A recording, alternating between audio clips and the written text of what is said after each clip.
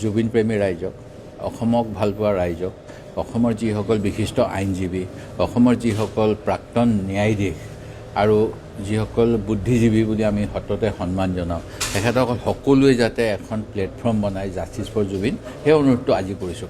কাৰণটো হ'ল তাত যিসকলক ধৰিলে মুখ্যমন্ত্ৰী, সেইসকলকে কৈছে মই বিধানসভাতো বহুতকেইটা প্ৰশ্ন উত্থাপন কৰিছিলোঁ, সেইকেইটা প্ৰশ্নৰ উত্তৰটো তাত মোক বিধানসভাত নিদিলে মুখ্যমন্ত্ৰীয়ে।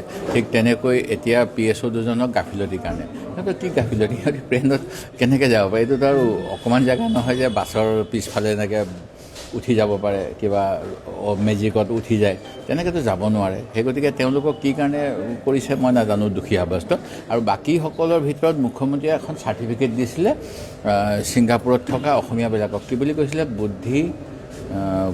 বুদ্ধিমান অসমীয়া নে কিবা এটা কৈছিলে, ব্ৰাইট নে ব্ৰিলিয়াণ্ট, হা। আচ্ছা, তেখেতসকলতো অশিক্ষিত নহয়, মই জানো। অসমৰ পৰা বা বিহাৰৰ পৰা, উত্তৰ প্ৰদেশৰ পৰা ডুবাই চুবাই চবতে যায় লেবাৰ কাম কৰিবলৈ, লেবাৰ কাম কৰি পেলাই ফৰেইন কাৰেঞ্চি পঠায় বিদেশৰ পৰা। কেৰালাৰ পৰা বহুত মানুহ যায়, সেইকেইজনতো একদম ডাঙৰ ডাঙৰ মানুহ, মানে কোনোবা বোলে কোম্পানীৰ CEO হয়, কোম্পানীৰ কিবা হয়। তেওঁলোকে এতিয়া ক'লে বিশ্বাস কৰিব পাৰি নেকি যে জুবিন গাৰ্গক যে ডাক্তৰে পানীত যাব মনা কৰিছিলে, জুইৰ ওচৰত যাব মনা, সেই কথা তেওঁলোকে নাজানে। তেওঁলোকে যদি জুবিন প্ৰেমী, নিজকে জুবিন প্ৰেমী বুলি কৈ জুবিনক লৈ গৈছিলে, তেওঁলোকে জুবিনৰ কি ভাল কি বেয়া নাজানিছিল নেকি? তেওঁলোকক সুধিলে নে নাই? তেওঁলোকক ৰাজআতিথ্য দিলে। আৰু যিজন এজন আছে বোধ কৰোঁ ফৰেইন পাছপৰ্ট হোল্ডাৰ, NRI নহয়, ফৰেইন ছিংগাপুৰ, তেওঁ আহিলে নে নাই সেইটোও নাজানো। সেই গতিকে গোটেইবিলাক মোৰ বিশ্বাস হয় অসম্পূৰ্ণ। কাৰণ প্ৰথমে কথাটো ওলালে যে যিজন, আমি এটা ভিডিঅ' দেখিছিলোঁ, ভিডিঅ'টোত কেনেকৈ লাইফ ভেষ্ট পিন্ধি থাকিব লাগিব, কি কৰিব লাগিব, ছিংগাপুৰৰ সেই ছেইলাৰজনে, জাহাজৰ কেপ্টেইনজনে ব্ৰিফিং দিছিলে।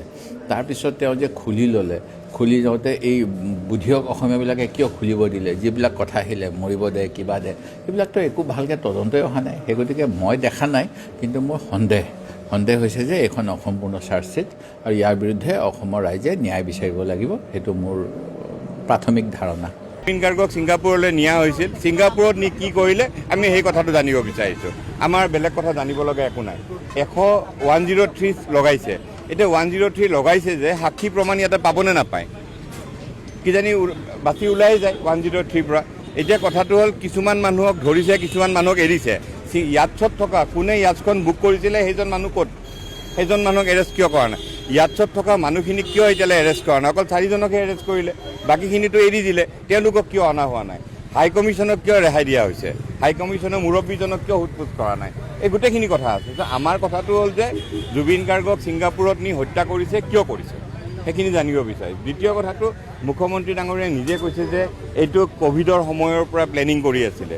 আমাৰ কথাটো হ'ল যে জুবিনক লৈ বহুতেই ইনকাম কৰিলে, বিহু কমিটিৰ পৰা, সিদ্ধাৰ্থৰ পৰা আৰম্ভ কৰি চেম মানুহ চবেই ইনকাম কৰিলে।